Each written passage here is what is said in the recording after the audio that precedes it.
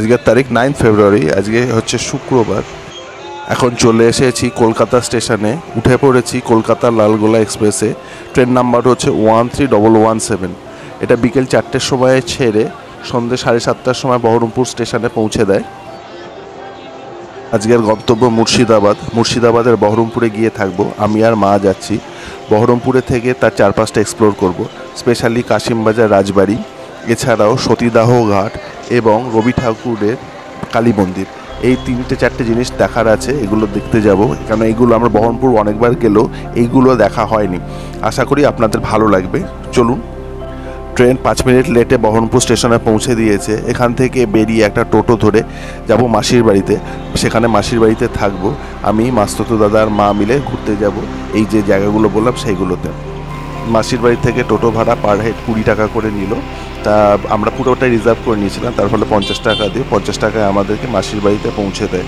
আজকের দিনটা রেস্ট করব, কালকে বিকেলবেলায় বেরোবো এই আশপাশগুলো এক্সপ্লোর করতে।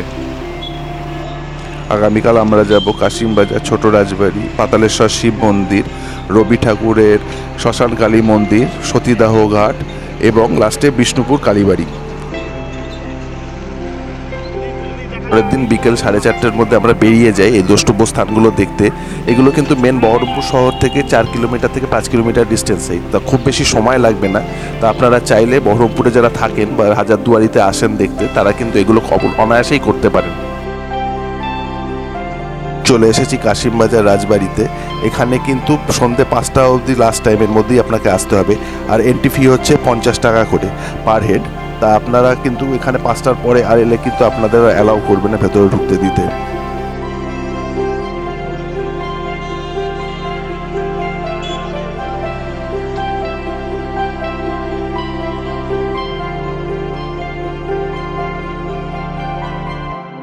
এখন আমরা ভেতরে ঢোকার টিকিট কাটছি। আগেই যেটা বললাম যে 50 টাকা করে টিকিট।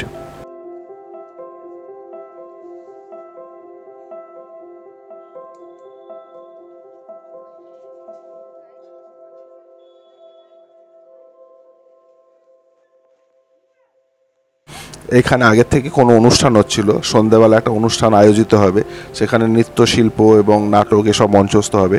তা আমরা এর মধ্যে ঢুকে পড়ি। তা অন্যান্য গেস্টরাও ছিল।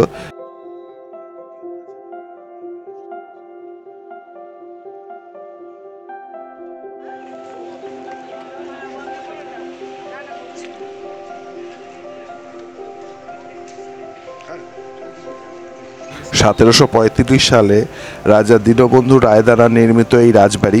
এই রাজবাড়ির মধ্যে একটি মন্দির রয়েছে, 14 রুমের ঘর রয়েছে, এছাড়া টেনিস কোর্ট রয়েছে।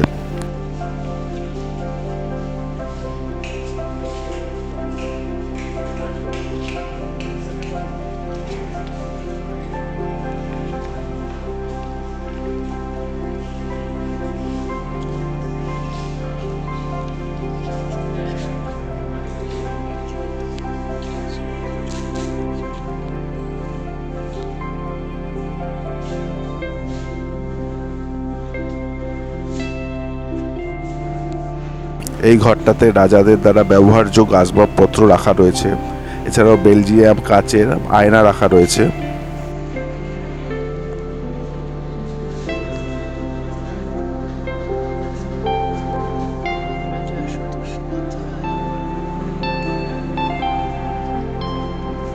ঢোকার শুরুতেই যে প্রোগ্রামের কথা বলেছিলাম, সেই প্রোগ্রামের জন্য টেবিল চেয়ার এগুলো সমস্ত কিছু সাজানো হয়েছে, আর বাদিকে স্টেজ করা হয়েছিল।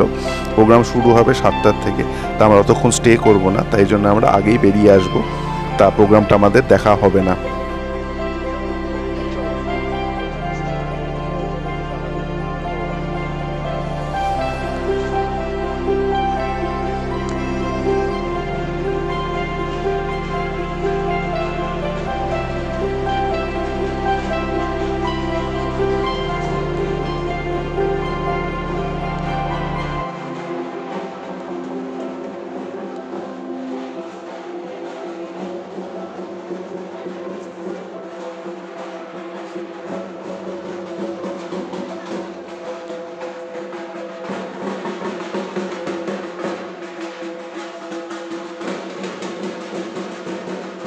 ওই রুম দেখার পরে আর একটা রুমে প্রবেশ করি।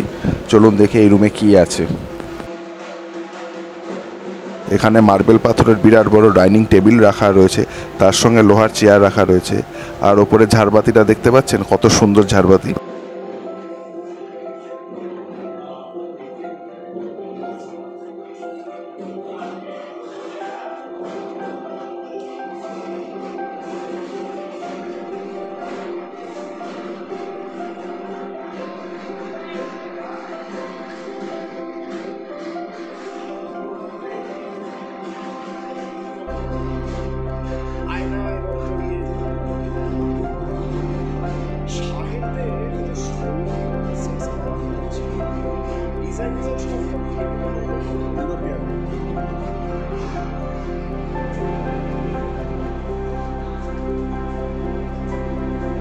ডাইনিং রুম থেকে বেরিয়ে আমরা দালানের দিকে প্রবেশ করলাম।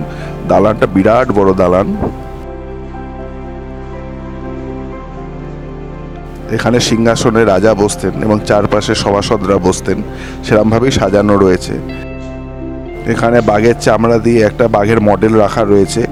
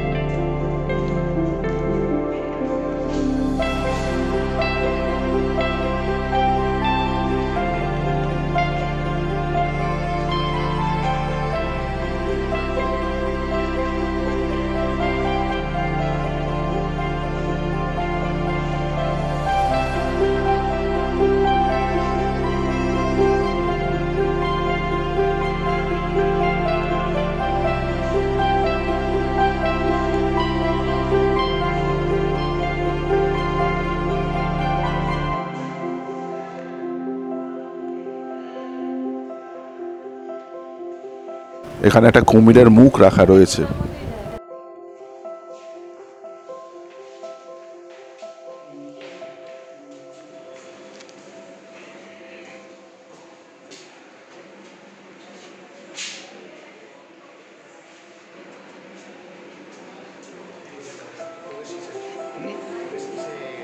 ঠিক আছে।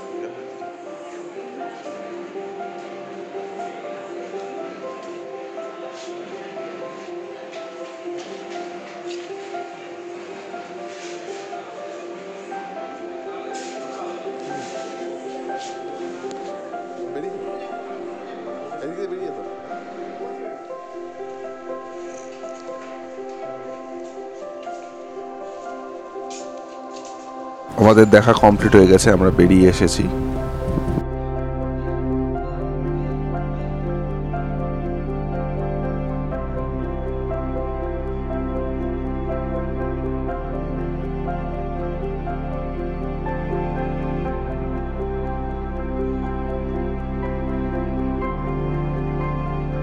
এখান থেকে আমরা যাব পাতালেশ্বর শিব মন্দির। এখান থেকে জাস্ট 2.5 কিলোমিটার দূরেই, বেশিক্ষণ সময়ও লাগবে না। রাস্তাও খুব একটা যে জ্যাম হয় সেরকমও নয়। তা আপনারা এখান থেকে পাতালেশ্বর শিব মন্দিরটা আগে দেখে নেবেন।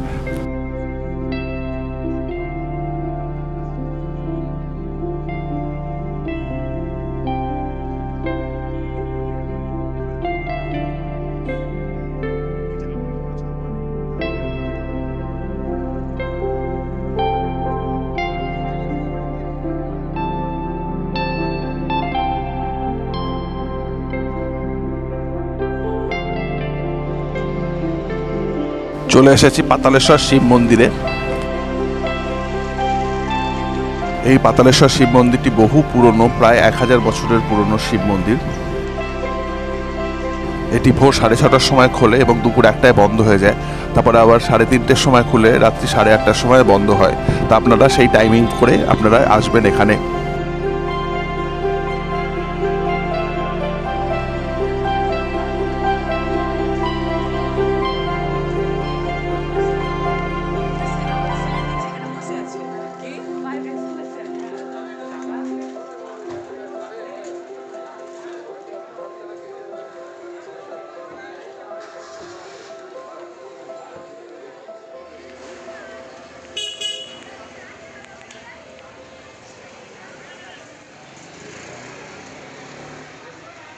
এই জায়গাটার নাম হচ্ছে রানীনগর। এটা জাস্ট কাশিমবাজার রাজবাড়ির থেকে 2.5 কিলোমিটার ডিস্টেন্সে অবস্থিত। চলুন এবার মন্দিরের ভেতরে প্রবেশ করা যাক।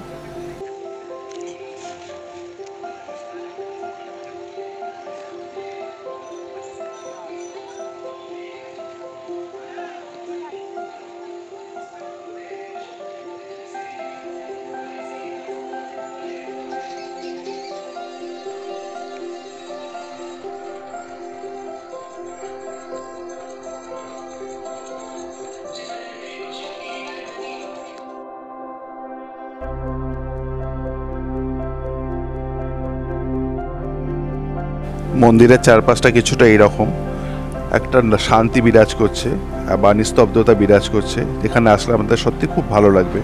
আমার তো অ্যাটলিস্ট খুব ভালো লেগেছিল।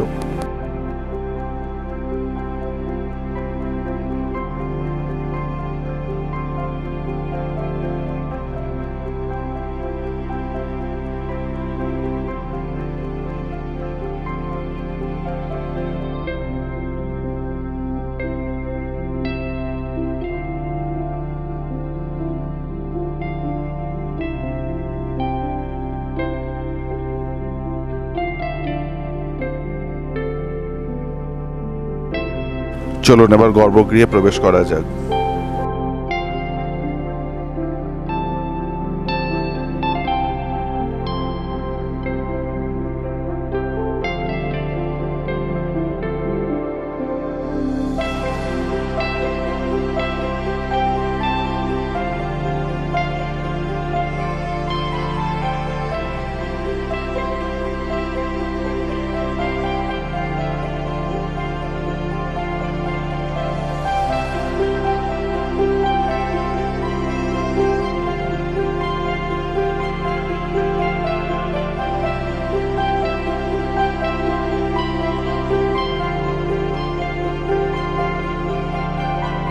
এখানে একটা শিবলিঙ্গ স্থাপন করা আছে।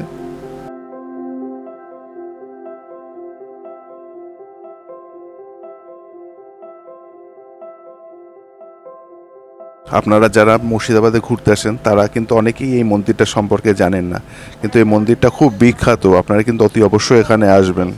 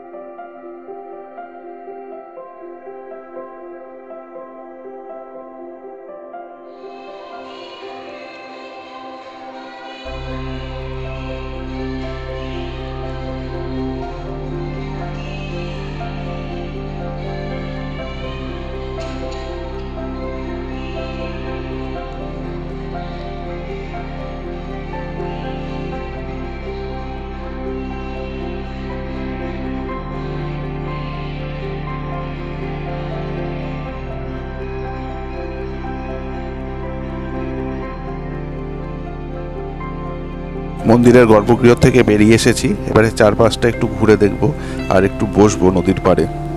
আর একটা কথা শেয়ার করার আছে, আপনারা কিন্তু এখানে এসে হোটেল পাবেন না। আপনাদের এখান থেকে 4 কিলোমিটার দূরে বহরমপুরে হোটেল নিয়ে থাকতে হবে। ওখান থেকে একটা গাড়ি অথবা টোটো ভাড়া করে আপনাদের এখানে আসতে হবে। জায়গাটার নাম হচ্ছে রানীনগর। আপনারা যাকেই বলবেন যে রানীনগর পাতালেশ্বর মন্দির যাব, যে কেউ দেখিয়ে দেবে আপনাদের পথটা।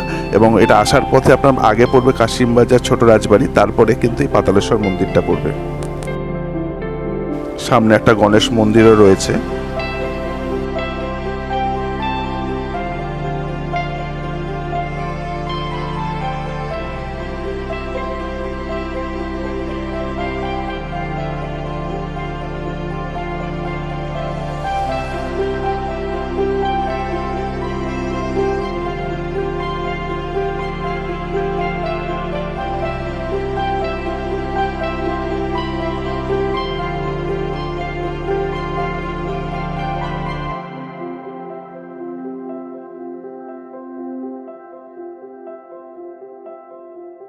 এটা একটা লক্ষ্মী মন্দির।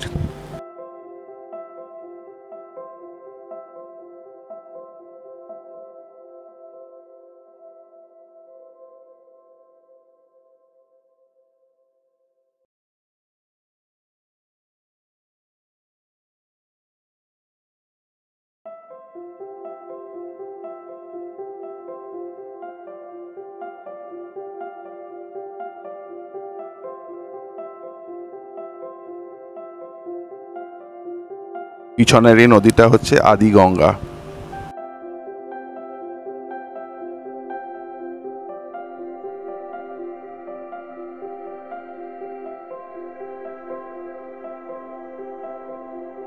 গণেশের মন্দির বা গণপতি মন্দির।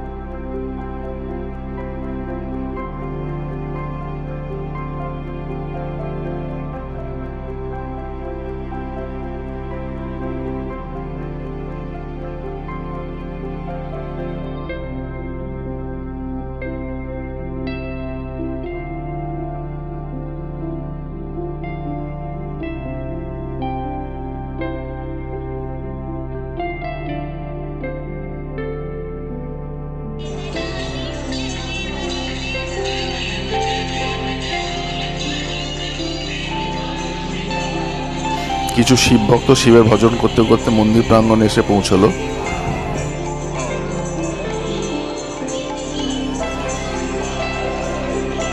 পাতালেশ্বর শিব মন্দির দেখে আমরা চলে আসি তার পাশেই রবি ঠাকুরের সতীদাহ ঘাট এবং শ্মশান কালী মন্দির দেখতে।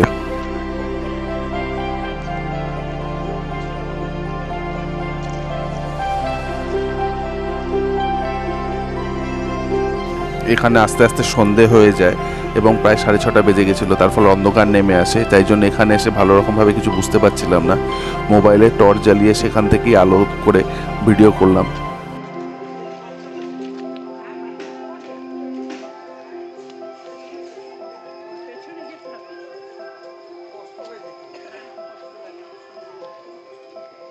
এবারে চলুন যাওয়া যাক সতীদাহ ঘাটের দিকটায়। জাস্ট 100 মিটার মতন হেঁটে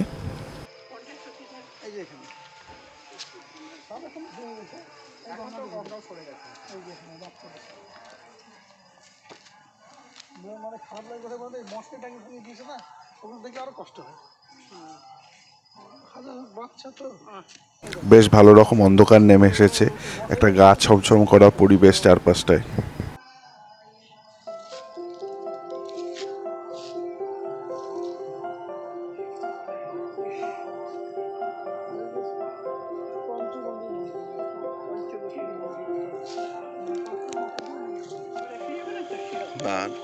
শিয়াল মানুষ দেখলে ভয় পায়, শিয়াল আসে না।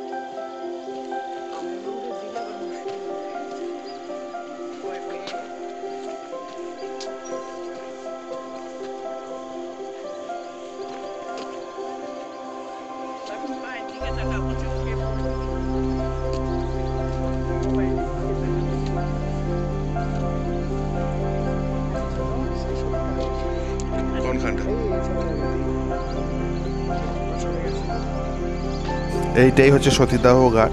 ভালো করে অন্ধকারে বুঝতে পারছে না হয়তো। এখানে আগেকার দিনে সতীদের পোড়ানো হতো। সতীদাহ ঘাট দেখে চলে এসেছি শ্মশান কালী মন্দিরে, যার আর এক নাম হচ্ছে আনন্দময়ী কালী মন্দির।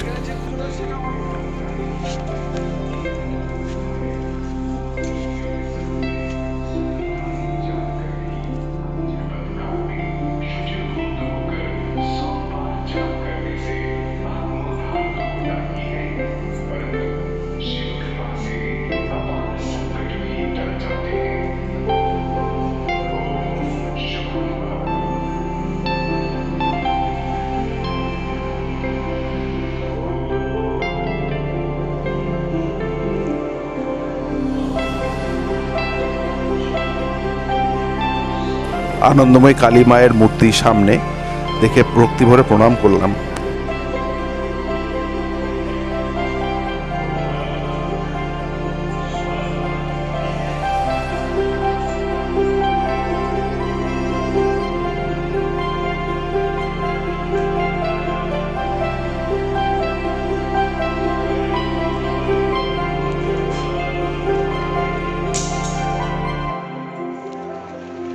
আনন্দময়ী কালী মন্দির দেখে বেরিয়ে চলে এসেছি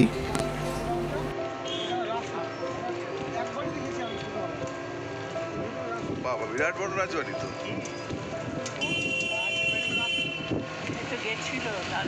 এগুলো তো সব ওদের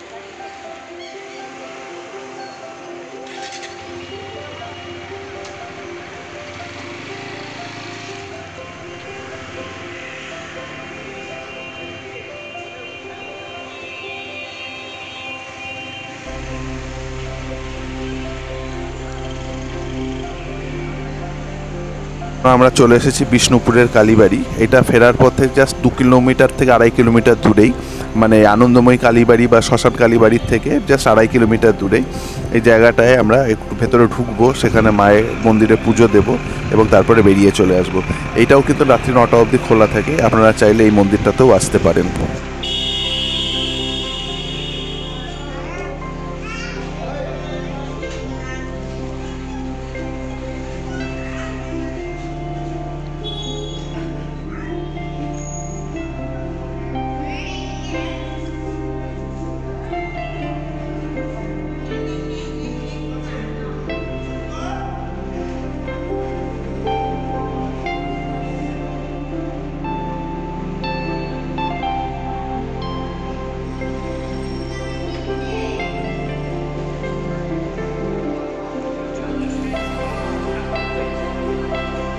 দেখতেই পাচ্ছেন দেয়ালের গায়ে কতগুলো মূর্তি সাজানো রয়েছে, খুব সুন্দর লাগছে এখানে এসে।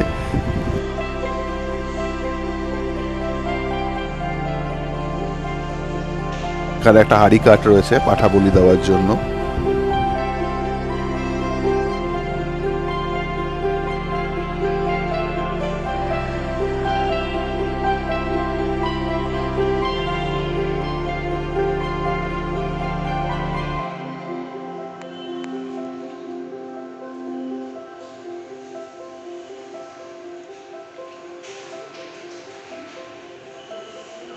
মন্দিরের চারপাশটা ঘুরে ঘুরে দেখছি, বেশ ভালোই লাগছে।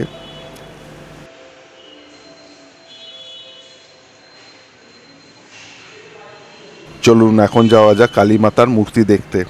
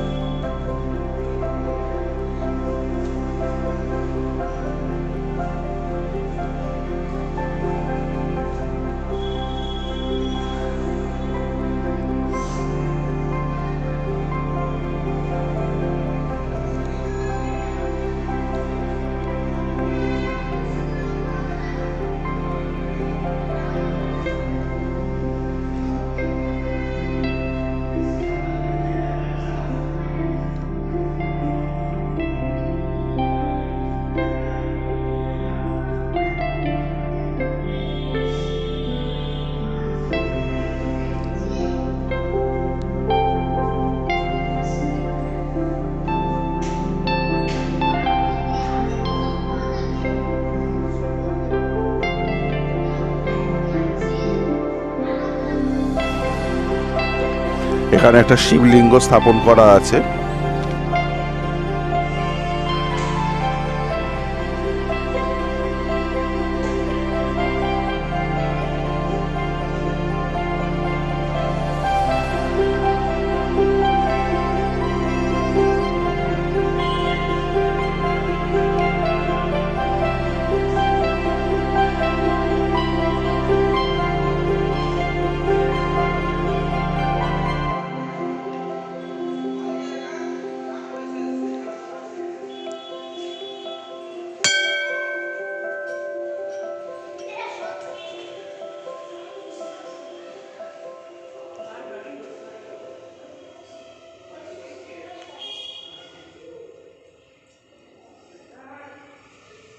মন্দির দর্শন কমপ্লিট। এখন আমরা ফিরে যাচ্ছি বাড়ির দিকে, মানে বহরমপুরে মাসির বাড়ির পথে। ফেরার পথে এখানে জয় মা কালী মিষ্টান্ন ভাণ্ডার থেকে মিষ্টি কিনি। এখানকার মিষ্টি খুবই বিখ্যাত এবং বহরমপুরে খুব পুরনো। আপনাদের ভিডিওটা কেমন লাগলো অবশ্যই জানাবেন। ভিডিওটা এখানেই শেষ করছি। নেক্সট পর্বে নতুন কোনো জায়গার সন্ধান নিয়ে আসছি। Till then bye, tata.